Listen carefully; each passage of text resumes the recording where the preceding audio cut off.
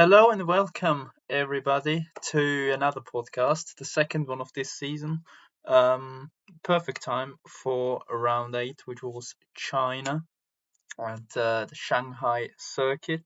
We're back for the third time in GRL history after we were there in season one. Then we skipped it for season two at the end for a sprint weekend in season three, and now once more for another sprint weekend in season four, where only Division 1 did not do the sprint. All the other divisions did indeed complete the sprint race.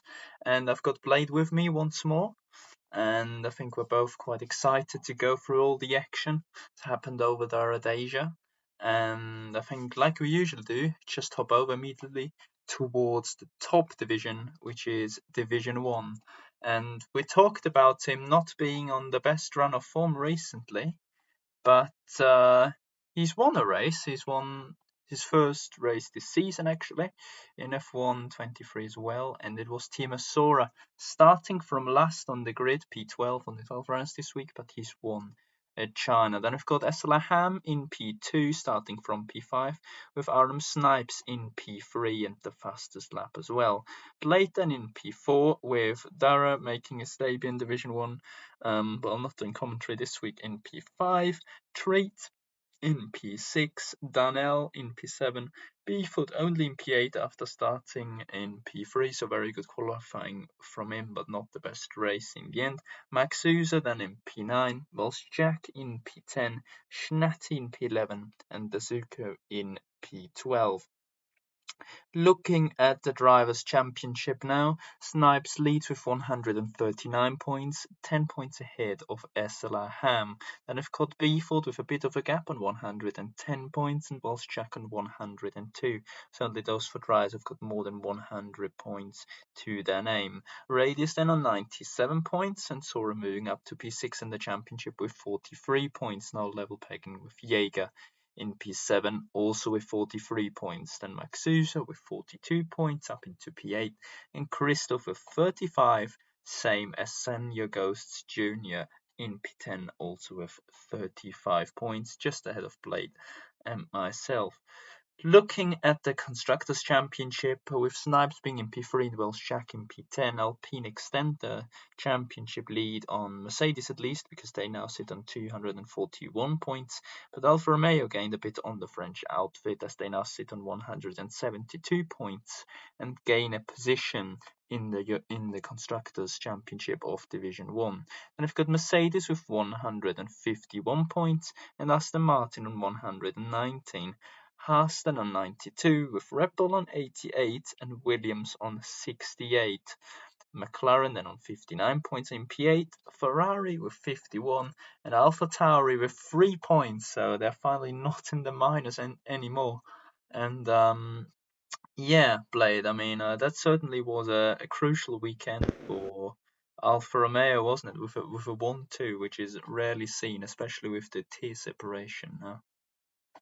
Yeah, definitely a very good job from them, and I'm sure a very happy team owner who, just for your information, sent me a DM calling me and Atom an idiots just a second ago. So Great. that's great. But yeah, good stuff from Alfa Romeo. You know, Alpine are pretty much running away with the constructors at the moment, but definitely I think of Soren have a relatively strong lineup. Definitely Ham's, in championship contention, and obviously, as you mentioned, Sora hadn't been on the best of form, but he was on it at China. He made the right strategy calls along with his teammate, and he came out on top. So if he can keep this up, obviously, we might actually have a battle for the constructors in Division 1.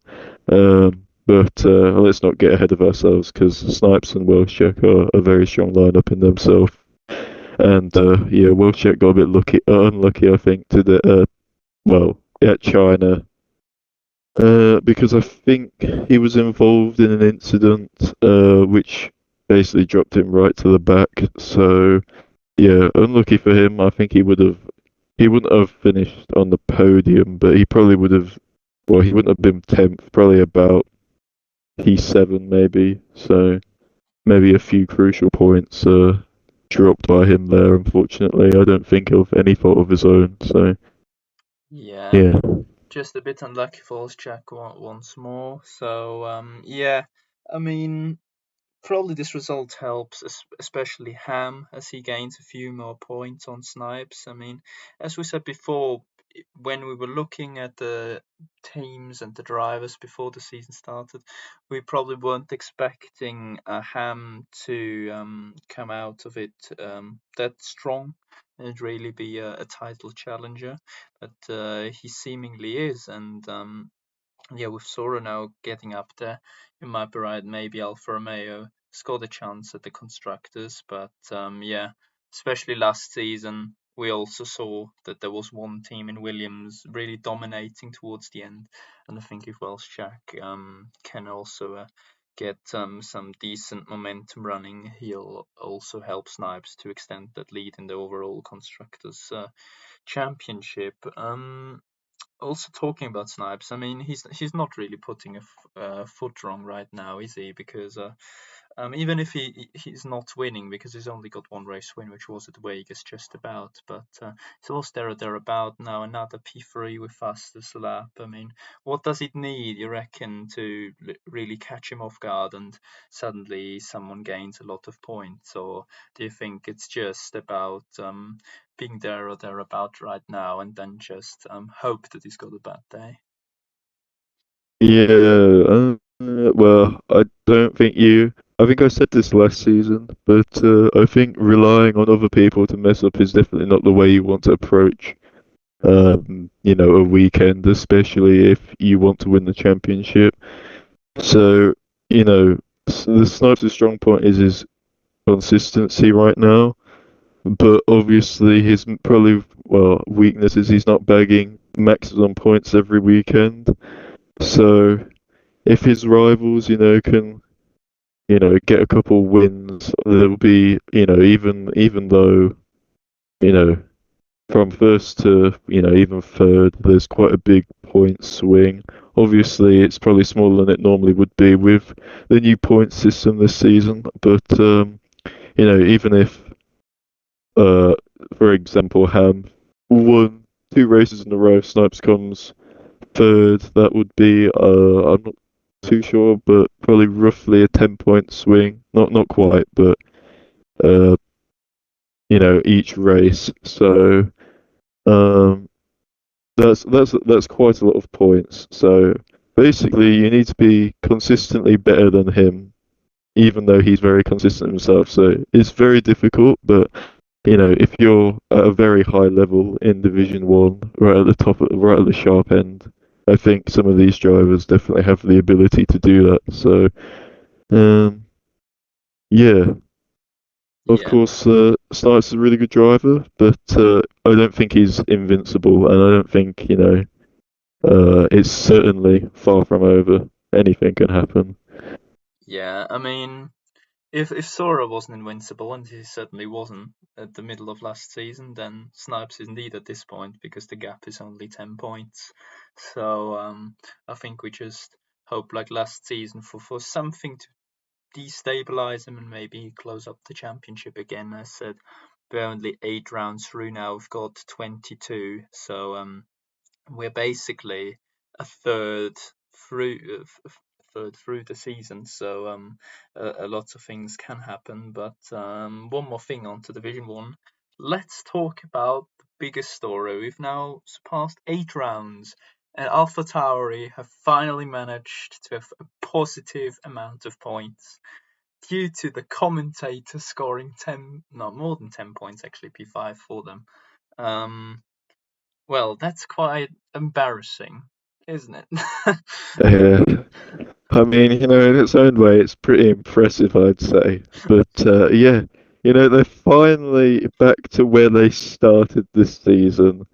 So yeah, pretty much like me, I had 0 points going into round seven, and AlphaTauri have surpassed 0 points after round eight. So there you go. We've started at the same point, basically. Yeah. Well, I mean, at least they hopefully can start the season properly now. I mean, I said the team standings, they can probably forget in Division One, but hopefully they can score at least some solid points for the team at the overall constructors, because that's AlphaTauri actually isn't too bad right now. But yeah, that's Division One. Snipes and Ham at the top with Beeford, whilst Jack and Radius just a bit off, but I'm sure they'll gain back that gap very shortly, come Sandward especially. And yeah, let's head over now to Division 2. So they had a sprint which has gone to Gente Bars, the Belgian driver, ahead of Jabo and Jam. And in the main race, then we had Beatty Jordan winning for McLaren with Gente Bars in P2 and Jabo in P3. Then we've got Hobbs in P4, Amos Cole in P5, Partig in P6, Fire Dolphin in P7, Amos Thomas in P8, Jim in P9, and Savage Cabbage in P10, while Asala Jam only finished 11th, just ahead of Amos Lloyd. Looking at the driver standings now, SLR Jam still leads the way with 134 points, but then we've got Gente Bars on 129 points and Hobbs on 124. So the Mercedes driving Gente Bars jumps Hobbs in the standings. Then we've got Jim LFCMC with 82 points in P4, so he's now basically best of the rest, with Dylan Paxton 79 points and the Slappers on 78, with Amos Cole 2 points behind on 76. And we've got Savage Cabbage on 53, Cleb on 52, and Beastie on 50. And we've Jordan, Hypes, Party, Jobo, Lloyd, Thomas, all very, very close to the top 10, but just not quite there yet. Looking at the Constructors' Championship, it's all still very, very close, even got closer this time around, with Haas on 182 points leading the way, with Mercedes on 178 in P2, so only 4 points separating those two teams. We've got Alfa Romeo on 130 points, and McLaren now on 124 in P4, so they have jumped all the way up from P9 to P4, so amazing week from them. Then we've got Ferrari in 120 points and AlphaTauri in 116, with Alpine on 104, 1 point ahead of Red Bull on 103. Aston Martin on 89 points, dropping 1 position because they also lost to McLaren, obviously. And Williams, 72 points off with 27 points only. So they are certainly not helping themselves still. But yeah, at the beginning of the season, we thought Slappers would be up there with Jam. Then it looked like Jam is basically on his own. But while Hobbs has been consistent, Gente Bars has arrived after moving up from the former Division 3, obviously. I mean, he's really pushing to close the gap to Jam, isn't he? And especially with Jam having such a bad race, it looks like Mercedes have got a very good driver there and fighting for the top spot in the championship. Yeah, definitely. Gentleman seems to have had a very good season so far, and are definitely not letting Jam relax, who I think a lot of people saw as probably the favourite going into this season, or certainly one of them. So yeah, good to see someone's, you know, always up there challenging him. And with a difficult race for Jam, this this race at China, it's closed up the championship even more. So yeah, I think going forwards, obviously, Jam will be looking to make a you know gap Gentabars again a little bit more, but also the same with Gentabars will want to close and even overtake Jam in the next coming races. So yeah, I think this will be. I think they're probably pretty close on pace, those two. So I think it will be a very big battle the rest of this season, all the way to the end. I certainly hope so, anyways. Yeah, just looking at the stats, it's quite interesting to compare the top three, really, because if you look at Hobbs, he's got no pole position, he's got no race win, and only 1 podium. So he's still up there, obviously, with the separation of Division 3 coming into the Division 2 standings. So he's still there or thereabout. Then we've got Gente Bars, He's had two pole positions, three podiums, and two wins. So very solid since he joined.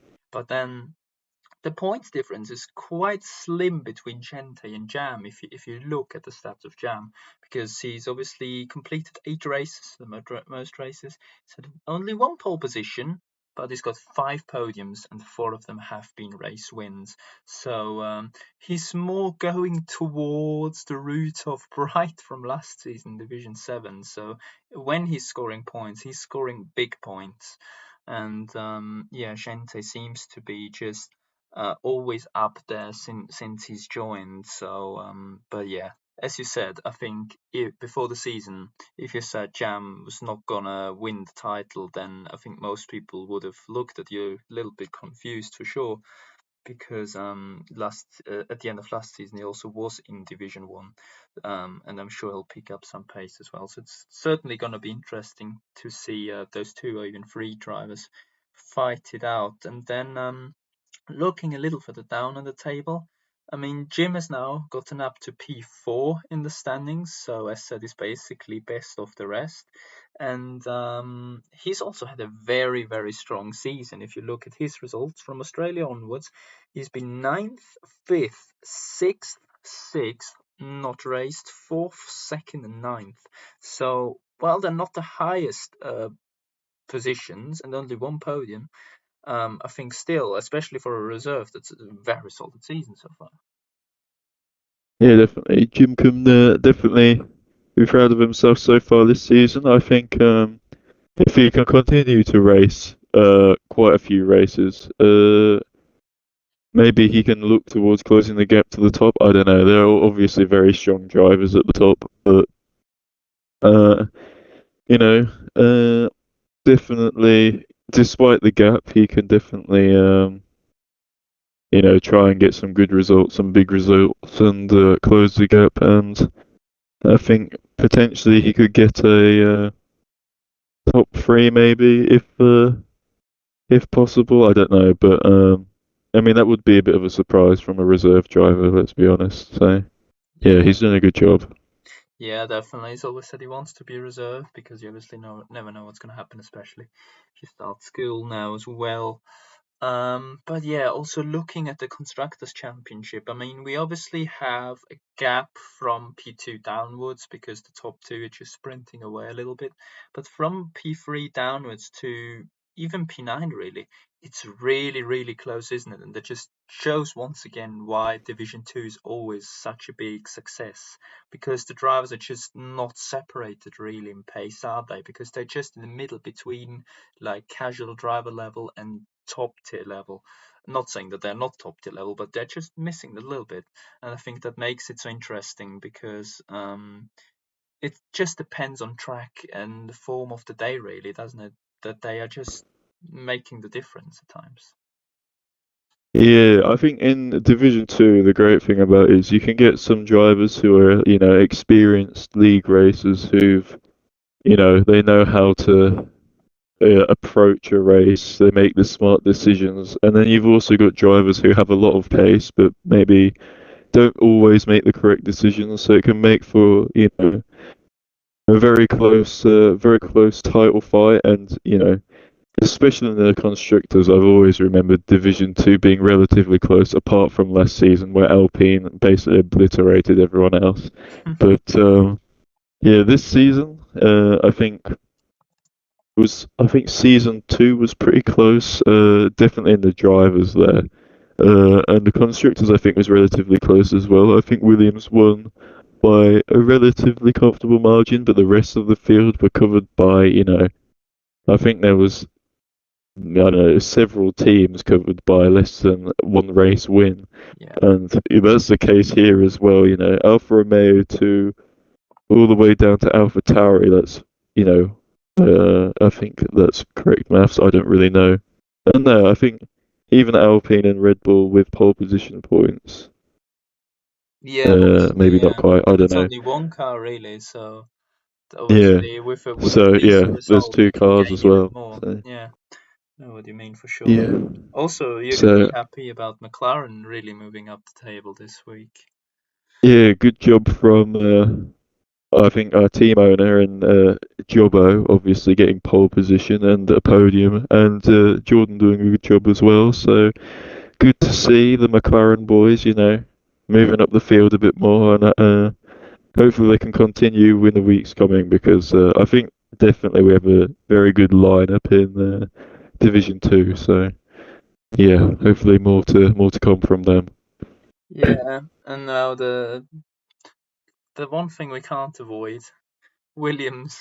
I mean, we said Hives is going to do well. FSM is also a good driver, but I feel like something is not going well. Yeah, I feel like it doesn't usually go all too well when you're at the bottom of the table, let's be honest. So, yeah, Very. 27 measly points. I think Mark Souza achieved that on his first weekend in Division 1. So, yeah, that basically explains what kind of season Williams are having. So, Well, yeah. yeah. I mean, when it comes to silly season, I think Williams should at least give it a go to sign Jim at this point, because I think it at maximum takes him 2 race weekends to gain the points margins. Yeah, Um, yeah, because if you think they've got 80 more points, they would be right where they should be and right in the middle of that fight. But yeah, let's be nice to Williams and just head over to Division 3, where it was Misello or Michael, I think it's Misello, who won for Red Bull. Um, in the main race, he also won the sprint. He started the sprint from P3 and won the main race from P1, obviously. Then we've got Boosted RB in P2, Lawn in P3, Apex in P4, Mac in P5, Vinicius in P6 with the fastest lap and also pole position, and Rexy in P7 with Boshan DNFing. So sadly only 8 runners there this week, so I feel like there were many wheel drivers on there that didn't really want to participate on the biggest pad track on the calendar, which is sad because it obviously lost many of them points by not participating. Looking at the Drivers' Championship now, it's very, very close because Boosted RB now takes the championship lead with 119 points. Then we've got Marcelo on 118. They both pass Vinicius with 116 points, so the top three separated by 3 points. And Maka, who led the championship for so long, now with 108 points only in P4. Some Pikachu then on 77 points, with Apex on 69 in P6, jumping Basha because of the race win he had at Monza. So Basha in P7 with 69 points as well. We've got Kami with 48, same as Yasin as well, 48 in P9. Then we've got Croaky on 46. Looking at the Constructors' Championship, AlphaTauri obviously still leading the way with 228 points, so similar picture to Division 1 for Alpine in the Constructors. And I've got Red Bull in P2 now, they jump Mercedes and Ferrari with 162 points, Mercedes then on 161 and Ferrari on 148. Ferrari lost 2 positions. Alpine on 120 points and Alfa Romeo on 84, with Haas on 62, Aston Martin on 54, McLaren on 49, and Williams on 21 points at the bottom of the table once more. I mean, there might have not been many drivers, but it certainly helped the championship close up even more in the driver standings. I mean, 11 points between 4 drivers, and I don't think some Pikachu, Apex, and Basha will just stop attacking the top 4 from now on. I mean, I think there is a great championship coming towards us. Yeah, I mean it's already great with 4 drivers in contention, but yeah, I mean it's pretty incredible it stayed as close as it was last week. Last week they were all separated by about three. The top 3 were separated by 3 points, and they're still separated by 3 points, but in a completely different order. With one of them who wasn't in the top 3 that is now in the top 3. So. Yeah, I think we've had divisions like this in the past. I think it was season 3, Division 5, where Mecca was also um, fighting in the championship. I think it was Yeah, Heike and Triangular Lemon. yeah, it was. Those three were pretty much identical on points at one point in the middle of the season. So Macca's involved in it again, and this time he's got a couple other drivers, not Heike and not Triangular Lemon, some different ones to deal with. So yeah, yeah, yeah, very good, very close. Yeah, definitely. And I mean, as we said last week, it's quite interesting really because at Williams he couldn't deliver, and now Boosted is suddenly in the fight for a championship fight and even leading the championship. Which is quite interesting how the switch to PC has really given him an extra boost and now makes him a championship contender alongside his teammate Michael and Maka. I mean, it's great to see usually, isn't it? To just see a driver who's always consistently getting decent results but just missing the edge. Now really fighting up there, isn't it? Yeah, it's good to see. Obviously, Boosted is a bit of an OG in GRL. I don't know whether he raced in season one, but because I was not around, but season two he certainly was there. And yeah, I guess also potentially the switch to the new game. He's definitely seems to be doing much better for himself. So yeah, it's always good to see. And I think what Michael or Michello or whatever his name is also a bit of an OG as well in GRL. So good to see them. Obviously, Maka was around last season, and Avanicius, I think, is a new Completely face this new. season. Yeah.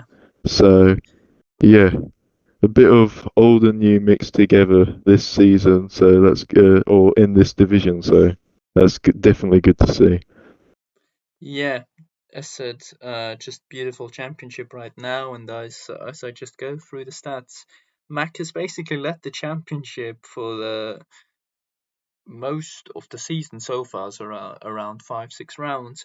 But he's actually the only one of the top four runners without a race win yet. So I think for him it's time to get that race win quite shortly to not let the others get away even further. But he obviously got a very good average on points per race, while all of the like three of the top four have got 15 points per race, which is basically a top three finish. So yeah, looking very good for all of them. And yeah, also completing this division, looking at the Constructors' Championship. I mean, while it's all very interesting for P2 between Red Bull, Mercedes, and Ferrari, and them being very close, I mean, someone's got to stop AlphaTauri in the end, though, because this is getting a bit scary at this point. Yeah, another constructor really running away with it. Obviously, they have a really strong lineup, both drivers fighting for the title. So, yeah, some very good picks by the AlphaTauri team boss, which I think has changed since the start of the season, but we move on. Yeah, obviously, good picks, and I think the drivers have done very well, especially the Tier 2 driver, who's, uh, I think, they're looking like Tier 1 driver really in their division. So yeah, good work from both drivers, and obviously for their sakes, let's hope this continues. But for the standings, let's hope that there's a bit more spice and other teams can catch up a little bit. Yeah, it's always good to watch a bit of spice between two teammates, isn't it? Especially as we saw in Div 2 last season between Jackson and Distant Bard, even though it wasn't that bad, but we could see it in Division 1 as well. So, yeah. But yeah, that's Division 3 with basically the closest championship so far. And now we head over to Division 4, where it was the championship leader who extended his gap. It was Raven West because he's won the sprint from P4 and the fastest lap, and then in the main race he's won from the P1 grid spot.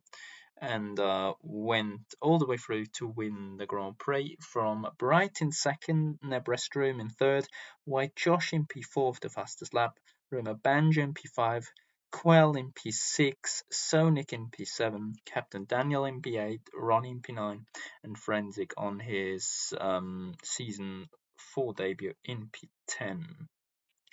Looking at the championship, Raven West stays at the top of the table with 155 points and Brighton 125.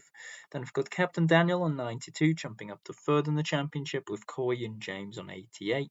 Ronnie then on 85, White Josh on 69, Quell on 60, Ayahuasca on 59, and Mighty J on 58 for McLaren. Not in the overall, in the Division 4 Constructors Championship, we've got Mercedes then leading on 253 with more than 100 points over Alpine on 146. We've got Alfa Romeo on 124 and Alfa Tauri on 108. Red Bull then on 95 points, jumping McLaren with 92 points. Then we've got Ferrari on 85, going up by 2 positions, like Williams as well on 83 points, so they are not last anymore. Then we've got Haas on 80 points and Aston Martin on 72. Well, we're not going to talk about absolute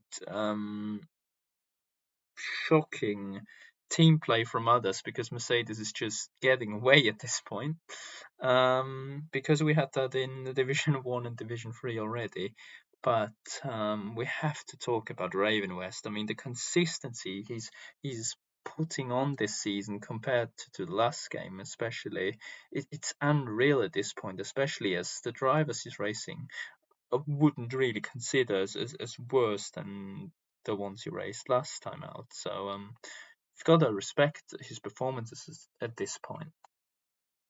Yeah, he's definitely been doing very well. Obviously, um, definitely an attribute of a champion is consistency, and that's exactly what he's been doing. Um, and it's not just, consistent in the way that he's just getting kind of, midfield points every race and he's found himself in the lead. He's pretty much always fighting for podiums and wins every race. So definitely impressive. And of course, once again you mentioned Mercedes running away with it in the constructors, and I think that's a lot of that, of course, is down to Raven West and the amount of points he scored, because he has quite a healthy gap to P2, and obviously his teammate is doing pretty well as well. So good to see. Yeah, definitely. And obviously we know how quick Bright is in P2, and he can always win a race or two back to back, but it obviously will be difficult to match Raven West's consistency. But yeah, also in the Constructors' Championship, once again, from Red Bull in P5 down to Aston Martin in P10, it's basically within a race win with Poland fastest lap. It really seems to be, once again, like last season on F122, that this is basically where something in the overall constructors gets decided at times, because it's so close. And if you have a really good weekend, you can really make a massive move upwards. You reckon it's going to be the same this season again? If one team finds something extra over a certain period of the season, it's going to have a massive advantage or end result in the end on the overall constructors? Or do you reckon it's just still building up to the game, so we can't really analyze it that much yet? Yeah, I mean, in terms of the overall, of course it helps to have a really strong team, like in one of your divisions. But I think, like we've seen with Mercedes, obviously it's best to have a strong team in all divisions. So I think that's why Mercedes are leading right now. But hang on, I'm going on a bit of a tangent here. Say your question again. Well, I was basically talking, as we said, about like the in the midfield, it's often so close that it's just hard to make a move upwards when it's too close. But if you find the extra tenth or two, not only quali but also in a race trim, it's going to have a big effect, doesn't it? Or is it just too early in the game to say when you find it, it's going to have a massive effect on the overall constructors? Or do you reckon it's maybe even worth more at the beginning of the game because it's not too long out yet, is it? It's like 2 to 3 months.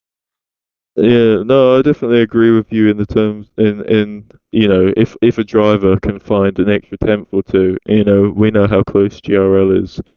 Uh, it can mean a huge jump in positions. 1/10 can mean 5, 6 positions. So finding every tenth is definitely necessary.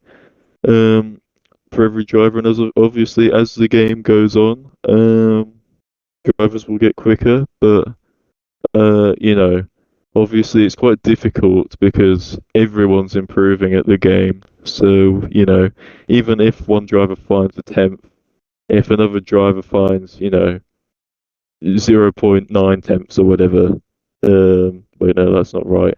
Basically, let's just say they find half a tenth. It's not really as big of a jump. So you need to, continuously find a lot of time throughout the game's life cycle. But if you can have two drivers that are rapidly improving, I think, like I mentioned a lot on last game, it can definitely help a lot. So it's not just, I think, picking your drivers isn't just about, this guy was the fastest on last game or whatever. It's more, this driver has potential.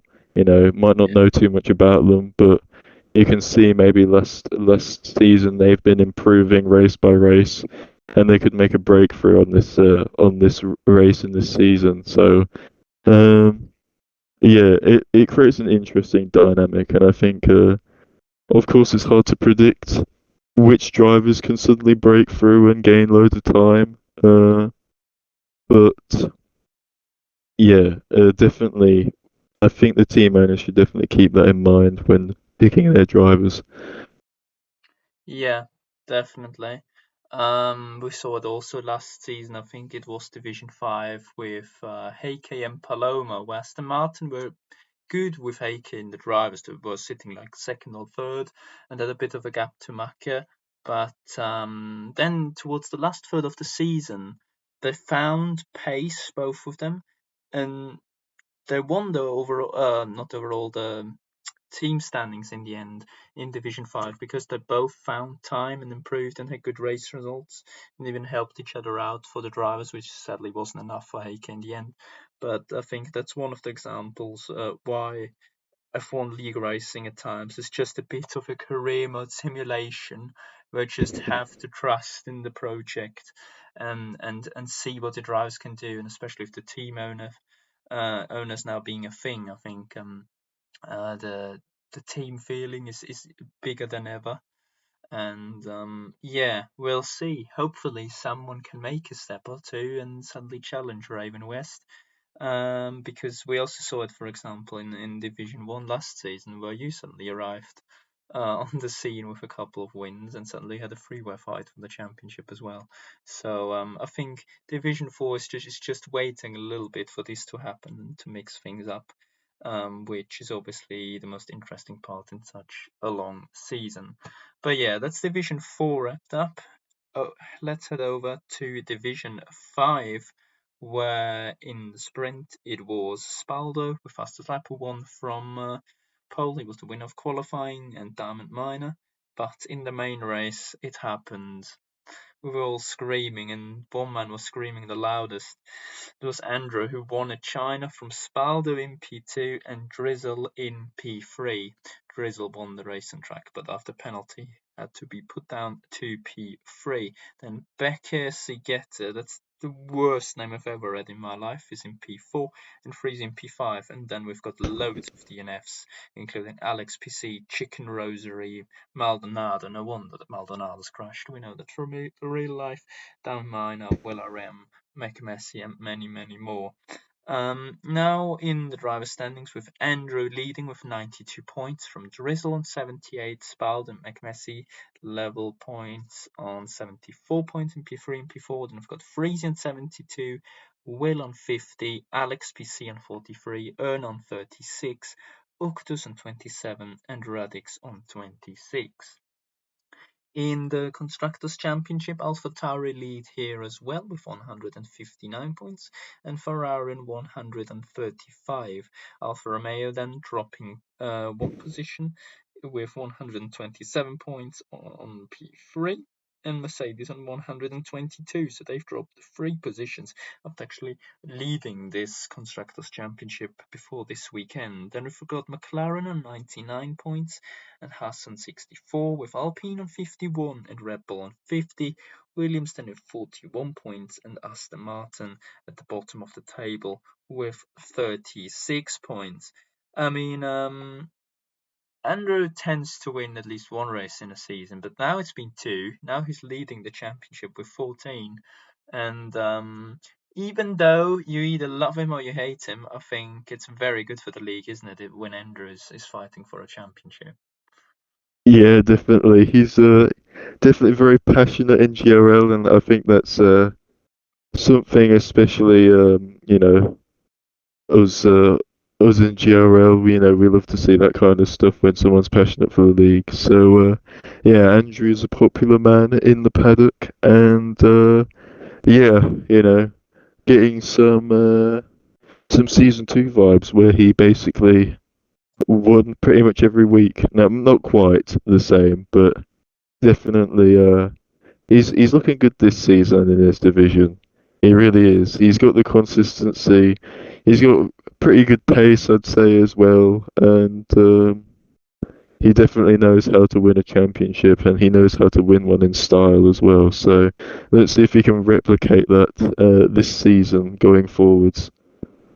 Yeah, definitely. And I think one more thing on that Ferrari team, it would be quite funny if they could win the Constructors' Championship as well, because in your mind, if you remember, Andrew won also the Constructors' Championship in C2 with Equi's teammate, and their teammates again. I mean, Equi only scored 5 points, but if they would do the same thing again in Division 5 now, which is not the bottom division, I mean, that would be quite funny, wouldn't it?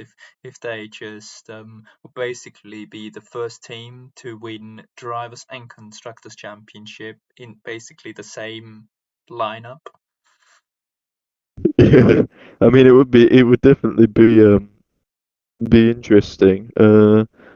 Obviously, I don't know how quick Equar is on this game, but I know in season 2, him and Andrew were pretty good. They racked up quite a lot of wins together. So yeah, I'm sure they'll be hoping for a repeat of that. They definitely know how to do it. So we see Andrew definitely has the pace and consistency to win the constructors, but he does need a good teammate to back it up, and he knows Aqua, so um, there's obviously potential for them to repeat it again. So we'll see how it goes, but yeah, I think it's looking good. Yeah, definitely. And also, I think we have to talk about the leaders in the team standings, which is AlphaTauri and especially one driver. I mean, Drizzle was on such a good way to really take the championship lead and maybe escape because he was leading the race, but then seemingly lost his head a little bit. Do you reckon that's especially a boost for other drivers, but also really puts him down because he's a race ban now, then he's got 2 other quali bans because of the penalty point system? Do you think that's just some drivers lack a little bit of experience in these things, just thinking about the long game and then just making these just not classic mix, it's just simple mistakes you can easily avoid and then basically cost yourself easy points? Or what do you think? Do you think Drizzle has just overcooked it a little bit? Yeah, I mean, speaking to obviously one of the Div 5 title contenders, they seem pretty afraid of Drizzle's raw pace. But this weekend Drizzle, like you said, lost his head and made a completely stupid move, which obviously ended up giving him a race ban. And yeah, he said he won't do it again, and we don't expect him to do it again because it was definitely not a wise decision. But even if he doesn't make a mistake of the same level, even if he is making mistakes, they definitely can add up. And when you're, fighting someone as consistent as Andrew, um, it can definitely do some damage in your title hopes. Yeah, definitely. And also, I mean, a team or drivers in general we haven't really talked about yet is Haas really. Like, where have they come from? I mean, they're like P5 and P6. Obviously, Will is further behind, but Freeze has had good races. Will has won the Austrian Grand Prix, and Haas is currently in P6 in the championship with 64 points. But obviously, Freeze will help them score even more, I think, especially with him being in the championship fight. I mean, do you think as Will basically stepped down as the Haas team owner? Or like Hayes is now the Haas team owner, but do you reckon he still has the passion to at least help Freezy out, fight for the championship? Or do you think if you basically get that role removed, it's just I'm done basically, just look at myself? Or do you think he still plays the team game for Freezy? Uh, yeah, I mean, it's hard to say. I think that depends, that goes down to a personal level, Yes. and I don't know Will RM personally, of course. But if it were me, certainly, it was the team I put together and, kind of project I started. So I'd like to see, obviously, even if I'm not running it in the end, I'd like to see it, end well, strong results. So, and I think, considering he's still racing in GRL, I think he definitely wants to do well, as like for himself and for his team. So I think going forwards, hopefully he'll keep at it. I think he's a pretty good driver in this division. So yeah, we'll see what he does, and hopefully he continues. He has a bit of passion left in him, and that he can help us close into the front, kind of the front runners of, well, basically P4 upwards, I'd say. Yeah, definitely. And that's it, nicely wrapped up. I mean, we haven't obviously talked about McMessy that much this week, but I guess we know what he can do. He's certainly DNF'd, but I've heard he's trying to turn some assists off as well. So I guess he'll just try to improve a little bit over the course of this season. Maybe if he wins next week, we're gonna talk about him even longer than we did about the other ones today. But yeah, let's head over to Division 6, where the sprint win went to the actual pole sit as well, which was NJ, who's won the sprint. He's won the race from his teammate Daza in second. Then we've got Lexus in third, Adam in fourth, Pat Peda in P5, Kieran in P6, Hayes in P7, Barbarino in P8, Emma Harry in P9, J Street in P10. A couple of DNFs in 10th Canon and Cintium as well, so not a great weekend for us. Well, NJ, if you don't recognize the name, is obviously Milk Cow, who is the championship leader now. Still with 139 points. Then we've got 10th Canon in second on 94 points. Lexus on 85, Petpaid on 62, Kieran and Callum Ludlow on 60, Stanchlotus and Adam on 48, J Street on 47, and Borberini on 45, just ahead of Hayes Greeny, Echo, Riley, and many, many more. Looking at the Constructors' Championship, there have been many changes, but one thing didn't change, and that was Alfa Romeo still leading the way with 192 points. We've got McLaren moving up into second place with 127 points, and Haas dropping down one on 123 points in P3. AlphaTauri then jumping multiple teams up to P4 with 118 points, and Ferrari in 109. Then also Red Bull improved to 101 points, level pegging with Mercedes, who also sit obviously in 101 points. Alpine then on 97 points, Aston Martin on 94, and Williams still remain last in P10 with 75 points. So, well, they've had a 1-2 in Division 1, They've had a 1-2 in Division 6. It's been a great weekend for Alfa Romeo, but not only for the team itself, especially for the championship leader Milkau. I mean, he's more than a 40 points gap in the championship now. I mean, if something gives you confidence, then it's this. Yeah, definitely.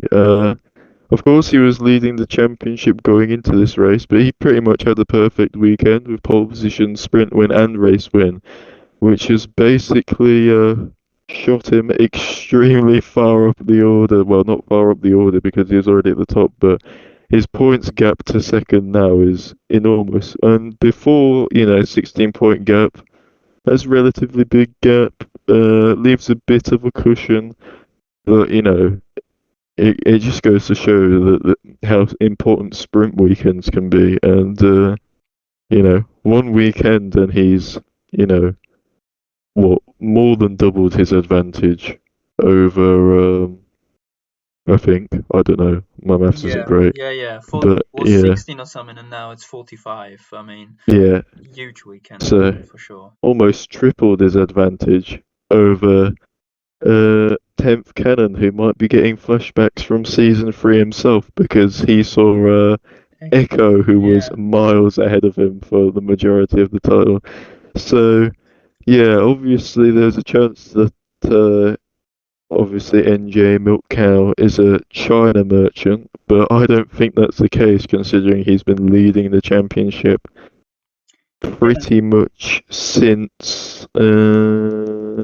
Yeah, I mean, considering you put up with Division 6 from last season, before that, I mean, looking at the results, NJ could have not done much better, really. His results were 7th, first, DNF to Silverstone, P4 Monza would have been P2 or P1 due to a penalty, got demoted. First at Spain, did not race at Vegas, and won at Austria and China. So in the last three races he participated, he's won. So he's certainly making a name for himself. And as you said, 10th Ken, once again second with quite a margin, 2P1. But yeah, it's not like Echo isn't here anymore. What's gone on with our defending Division 6 champion? He's in P13 with 42 points behind RM Greeny. I mean, in all fairness, a game can change things, but no matter what happens, you should not be behind RM Green in the championship, right? Yeah, certainly. Certainly hasn't been a good season for Echo so far. Yeah, I think definitely he does not enjoy the new game all too much compared to last game because I can't see last game's Echo um, being this far down in the standings. Yeah, of course, there's also a possibility that it's not him being slower and everyone else improving. But probably in this case, it's a bit of both, and it's really costing him at the moment because obviously Echo, the man who knows how to dominate a title, is just not there this season. Which obviously, I'm sure he doesn't want that to be the case. So he'll have to work on his pace a bit more, and yeah, hope he can get back to winning ways because at the moment he's not looking so great.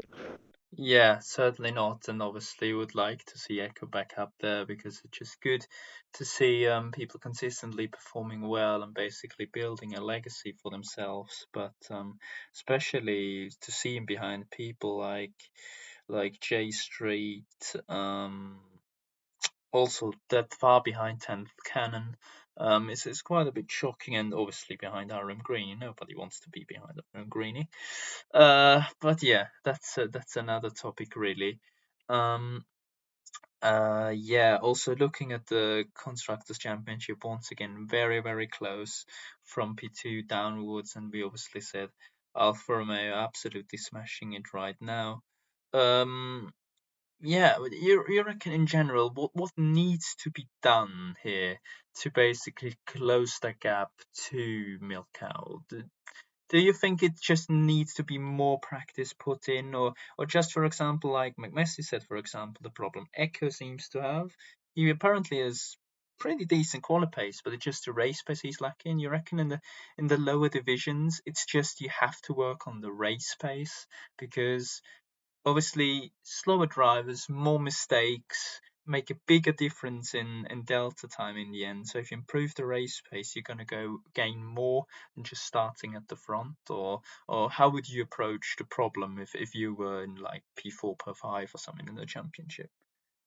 Yeah, it's definitely interesting because obviously every driver drives quite differently. So I think obviously the race is where the points are scored, so you want to probably focus on that more than in quali, but also, some drivers like me personally, I struggle more with quali than on race pace. I could do no race runs and be fine in the race, but would struggle without a little bit of practice with quali pace. So yeah, it's definitely dependent on the driver. Um, but you kind of just have to know your own weaknesses, know other people's weaknesses, and that could be what Milk Cow or NJ is doing right now. He knows where other people are weak, or he might just be, have a pace advantage overall because he's got a lot of poles and a lot of race wins. So yeah, I think for those behind him, obviously, I think they need to put a couple hours in of practice if they want to beat him week in, week out, and also kind of analyze what other people do because it can be quite chaotic in lower divisions. Some interesting strategies might even work because of a lot of safety cars or a lot of uh, a lot of crashes. So yeah, Yeah. definitely a lot of things to focus on. Yeah, it's always quite funny when we do this podcast. I always scroll through all the stats, the game positions, the points per race, the podiums, the poles, and everything. And talking basically about some people have weaknesses there and some others there. Um, I might have figured out Tenth Cannon's problem because we've he's obviously second in the championship, and we've now completed 8 rounds. And you would say you qualified there or thereabout, but usually you won't gain 7 positions or something. Usually it's like 5, I would say maximum. Um, so with 8 rounds, 10th Cannon has gained 70 positions. Well, I think we know where he maybe has to put some practice in, no? Yeah, maybe he's taking inspiration from Beeford. Yeah, well, So, title wise, yeah. it's good. Quality wise, I would not praise it. Yeah, maybe he just really likes overtaking. I don't know.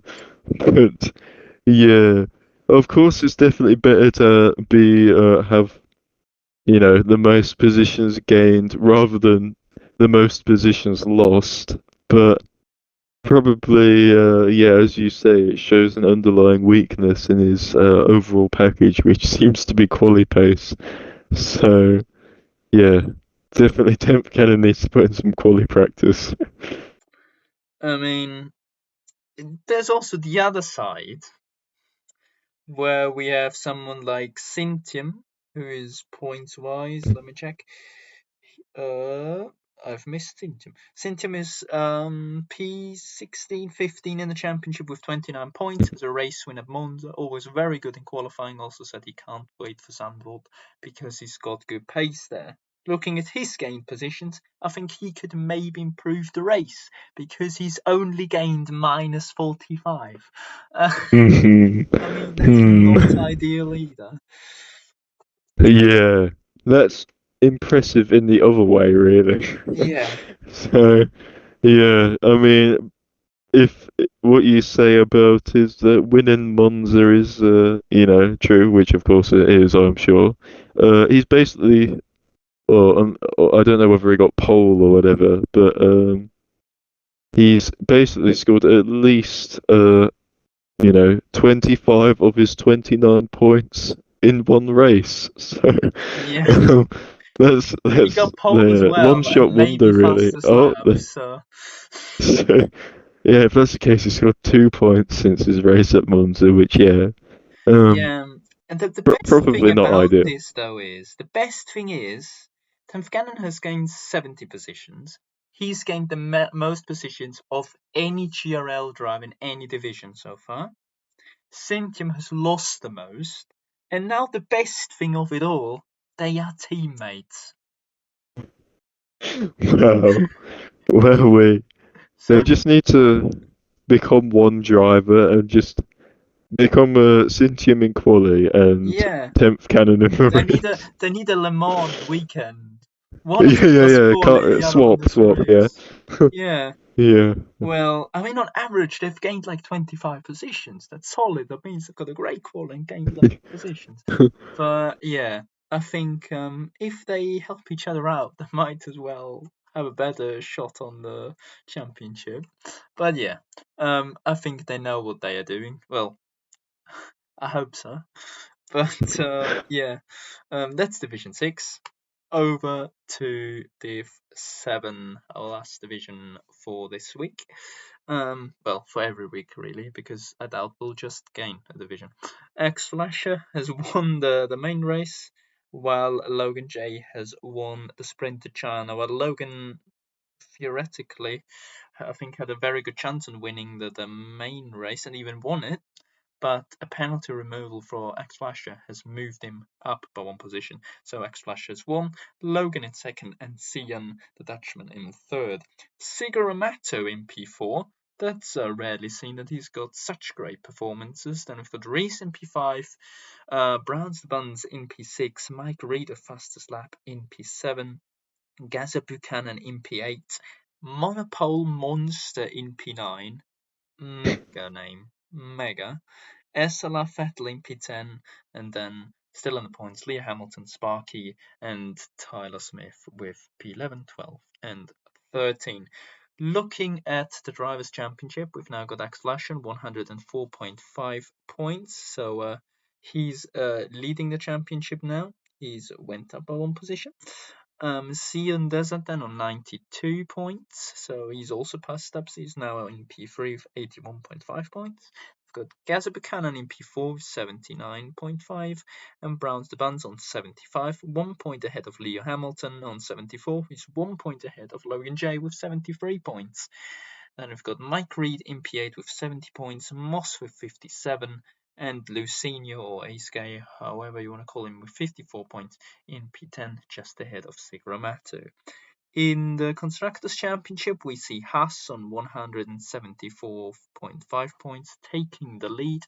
So it exactly took Williams 1 week to remain at the top and then lose the lead again, as they are still on 156 points. Well, still they gained a little bit, but lost more obviously to Haas. Then we've got McLaren on 140, Ferrari on 135.5, Alpine on 113.5, then we've got AlphaTauri on 96.5, Mercedes on 92, and Red Bull on 89.5. So those three teams all jumped Alfa Romeo, who only sit on 89 points, and Aston Martin on 28.5 points only.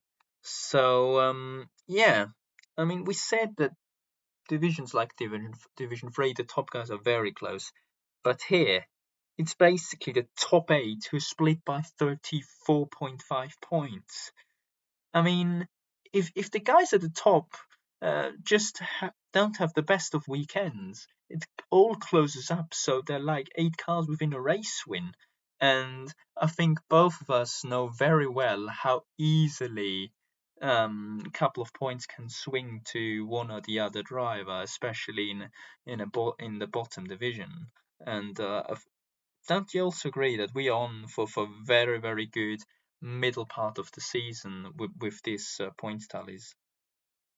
yeah. I think so as well. Yeah, it's very close, very crazy. Well, a lot of things can happen in Division 7, like you said. You can get caught up in other people's incidents, hit 8 times and still get a good result.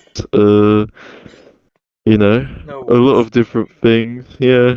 So, um, yeah. It's going to be a great one, this one, I think.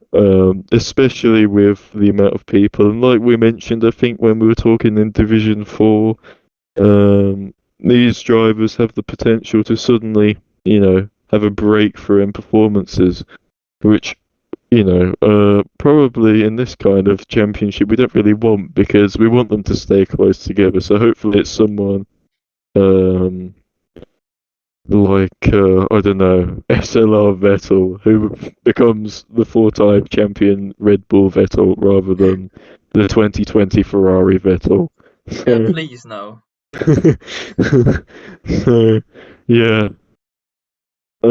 yeah, definitely will be a good title, I think. And oh, I see also Lewis Hamilton's brother is in this division, so he might get some tips from his brother to maybe help him out as well. Yeah, well, if you ever tell me that Vettel and Leo Hamilton have come together, then I'm heading off.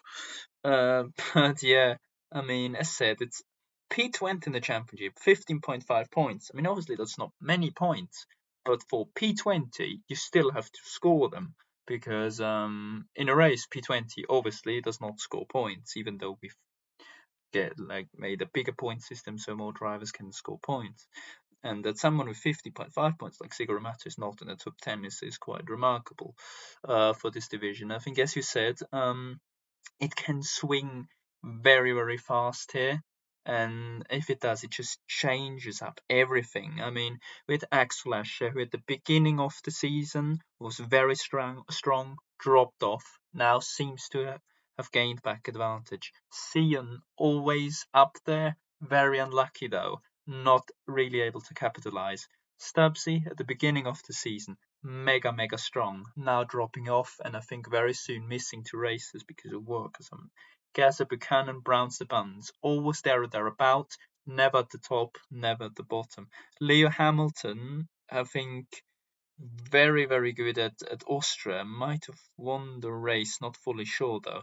Logan J now seems, after his race ban, to have sorted out all his issues and standards, and now is on great form. Mike Reed as well in Austria, amazing form. It's just beautiful to see that many teams as well fighting it out because you've got obviously the two Hasses, you've got one McLaren, you've got one Alfa Romeo, you've got one Ferrari, you've got one Mercedes, you've got one Williams, you've got one Red Bull.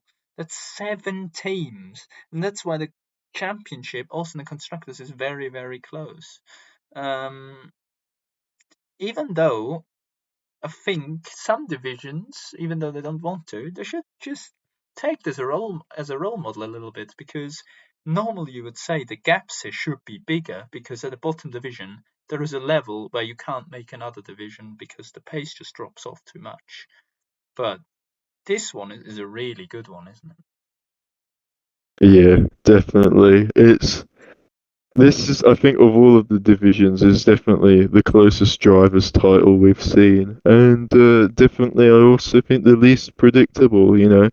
It's good to see because last season, obviously, we kind of had two drivers in this division break away in Kieran and Bright. So, uh, you know, these are early stages, of course, but it's great to see how close this division is. And I think, to be honest, in terms of the drivers, all divisions this season are incredibly close. There's only, one or two divisions where I think uh, the leader has a race win gap. So, uh, it's great to see, obviously, and yeah, very excited for all of them, and particularly Division 7, because there are some incredible moments in Division 7 that I don't think we will ever forget, and hopefully we will have, more to add this season as well after this season. So, yeah, definitely looking forward to Indeed, that. yeah.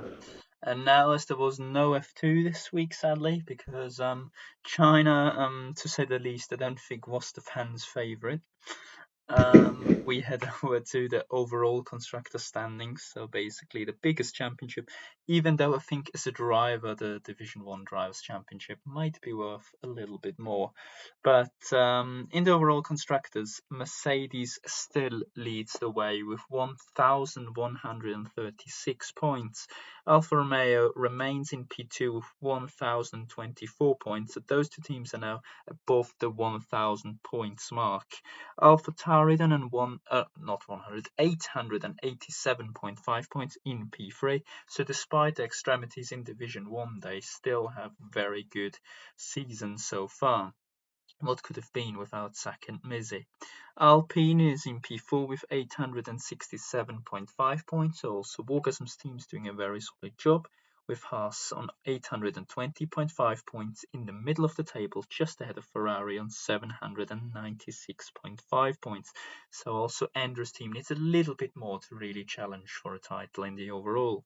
Red Bull then on 720.5 points, while McLaren is on 715, and you would have thought after such a good weekend in some divisions they would move up a position or two, but they remain in P8.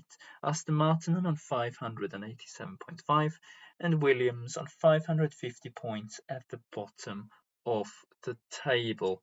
I mean, what's the biggest, looking at all these results, what's the biggest shock that not only there haven't really been any massive changes, or are you just not surprised by how it's looking like right now? Because there are obviously steps in there, and it's hard to make a sudden move.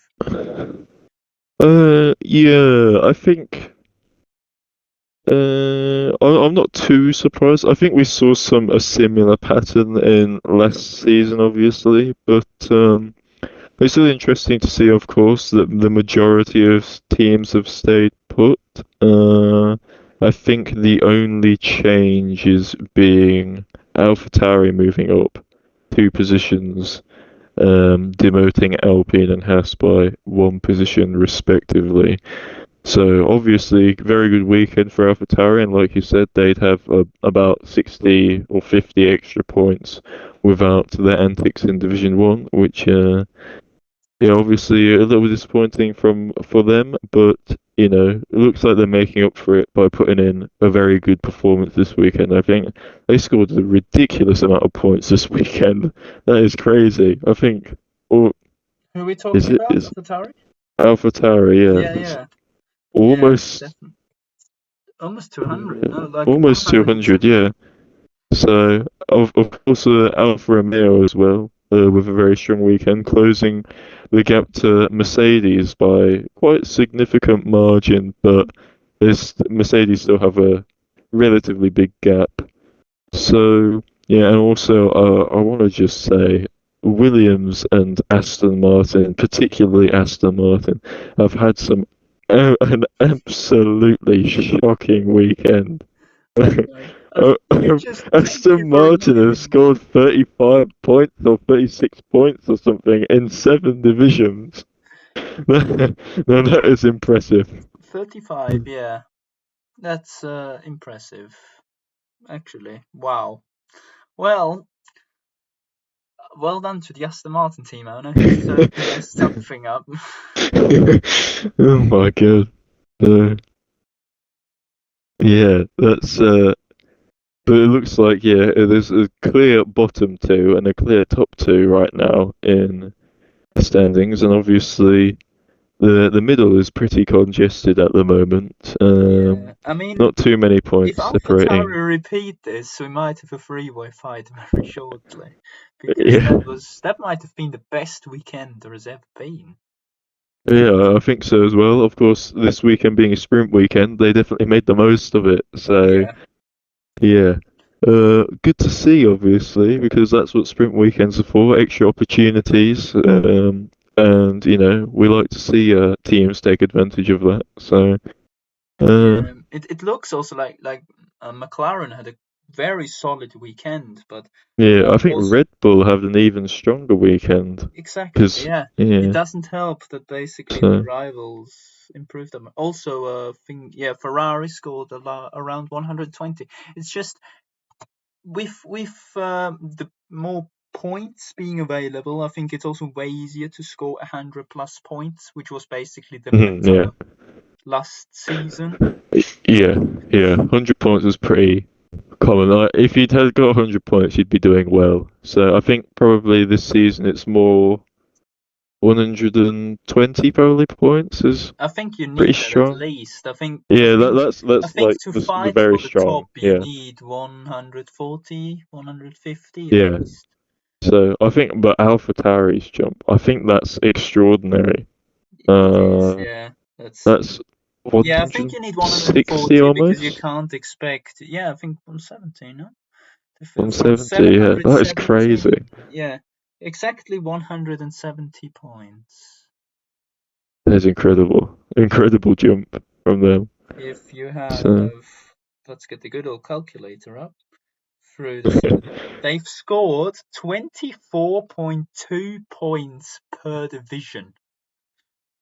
wow, And to that's be impressive. fair, if I just check this again, I don't think they have won a sprint. I mean, they will have scored points in the sprint, obviously, Yeah. because in Division 1 there wasn't much going on for them. Obviously, we know Division 1 for AlphaTauri.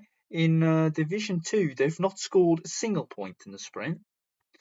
In Division Interesting. 3, they've scored P2 and P3, so obviously that's around Yeah. 14 points, 15 points. That was obvious because that's, I think, the best division. In Division 4, they've not scored either because they only finished 10th. In Division 5, they've had 12 points for Spalder, so that's around 30 points in this no, like 25 points in the sprints for them so far. In Division 6, then we had a P3, so they're now around 30. And in Division 7, they have scored nothing in the sprint. So yeah, they've scored around 140 points in the pure race weekend, which is Yeah, that's still very very strong. strong. So Yeah. Well, you heard it here first. AlphaTauri have scored more points in the sprints alone than Aston Martin did the entire oh god, weekend. what have I just started on? Oh Yeah, dear. I think for Aston Martin's sake, they need to do better next week. I think Aston Martin might as well need a full new team. Yeah, yeah. Oh dear. The thing So Williams didn't was do we too talked great either about him with earlier. I 50, think there but were reserves this week that scored more points than Aston Martin. yeah. That's I think probably one driver has scored more points than yeah, Aston exactly. Martin. Yeah. But yeah, definitely Milk Cow NJ has scored more points himself than the whole of the Aston Martin team. So yeah, Oh dear. Well, I mean, at some point also Williams has to be careful. Not that some drive at the end of the season has more points than the whole team. yeah. It's not looking good. But yeah, going through some more of the stats. I mean, interestingly, Ferrari still has the most gained positions over the whole season. They've got 183 gained positions. Compared to the standings, like Williams and Aston Martin have got still the worst. AlphaTauri only 86, so they're P8 on gained positions. So they must at least have good quality because they don't gain much. McLaren, for example, P4 gained 148 points, so the quality is the issue. I mean, we've obviously not done Zandvoort yet while we record that, so Yeah, we definitely not. obviously do not know whether they will gain in Division 1 next week. Yeah, no clue, no clue. I have some bold predictions for next week, but Okay, good. Before this gets way too funny, podiums at the end. Mercedes and AlphaTauri 23 at the top, and then Alpine Alfa Romeo with 22. So that's the top runners. While yeah, pretty close though. Still, yeah. yeah, Williams got 11 and Aston Martin got 9. That's the worst. So podium-wise, Oh it's still dear. very close. But Yeah. yeah, I think we've annoyed Aston Martin Williams enough for this week. So I think Yeah, well, they we only have themselves to blame, let's be honest. so compared to last week, we're still 12 minutes off our 1.5 hour time. So talking about Yeah. predictions, Let's talk about dinner now. yeah, Zandvoort obviously very tight. In Division 1, it's gonna be a sprint. It's gonna be, yeah. Um, hmm Usually quite tight circuit. Is it more like you need a very good qualifying to have a good weekend, or if you start further back, you can still have a very good weekend, or how do you think? What's Zandvoort? Yeah, certainly, of course, Zandvoort's high downforce, pretty twisty track, quite tight, especially, the going uphill towards the long right-hand corner.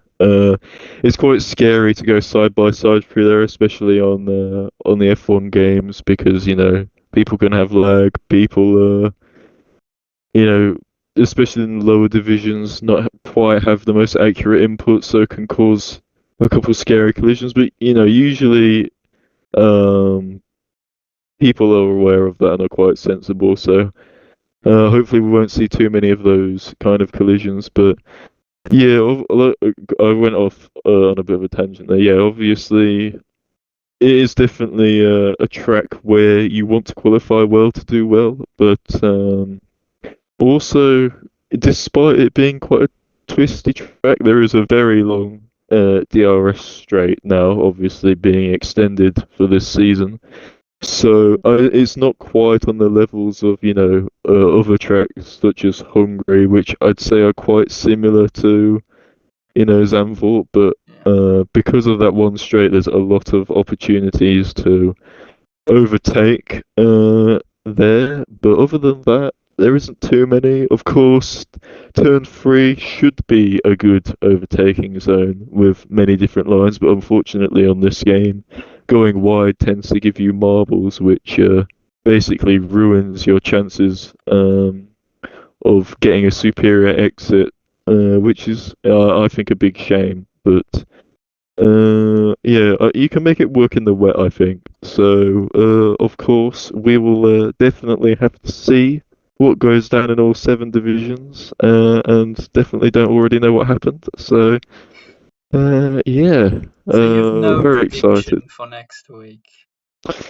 I'm not sure. I think we're going to see um, I a think, win from GRL Atom in okay, Division 1. well, that's not happened then. Yeah, I mean, let's leave them all in suspense, even though they all know what happened anyway. well, let's say it's a driver's track. Usually it's under the best driver wins. Oh, That's what lovely, lovely. yeah. Let's put it this way. Nah. We're gonna talk about Sandwood in a little bit of time later. So yeah, that's been China. I think was overall quite decent. Barely incidents as well, which was good. Yeah, After I a quite think. tough start to the season with Australia, Canada, and many more twisty circuits.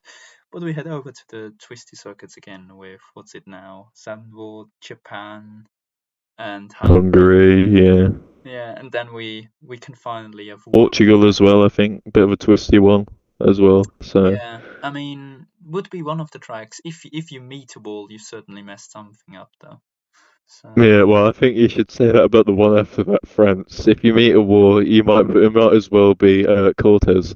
So, yeah, well, Cortez, yeah, maybe to rejoined for France. I think his favorite track. Martin Pure. Cortez, that was good. I remember that. Yeah. That was a great around the Don't think outside. I can forget. Yeah, It Cortez. happened right in front of me as well. Yeah, that was interesting. But yeah, uh, done with Asia, heading over back to Europe, and then back to Asia again after because we are very economic. But Indeed. yeah, that was round 8. Next round is round 9, just before the week break, and we'll see you there because now we can stop waffling because we've had one hour and 23 minutes basically, and almost on the 25 minutes. So yeah, that was the Chinese Grand Prix weekend that was played on myself. and we'll see you all again for the Round 9 podcast when GRL returns.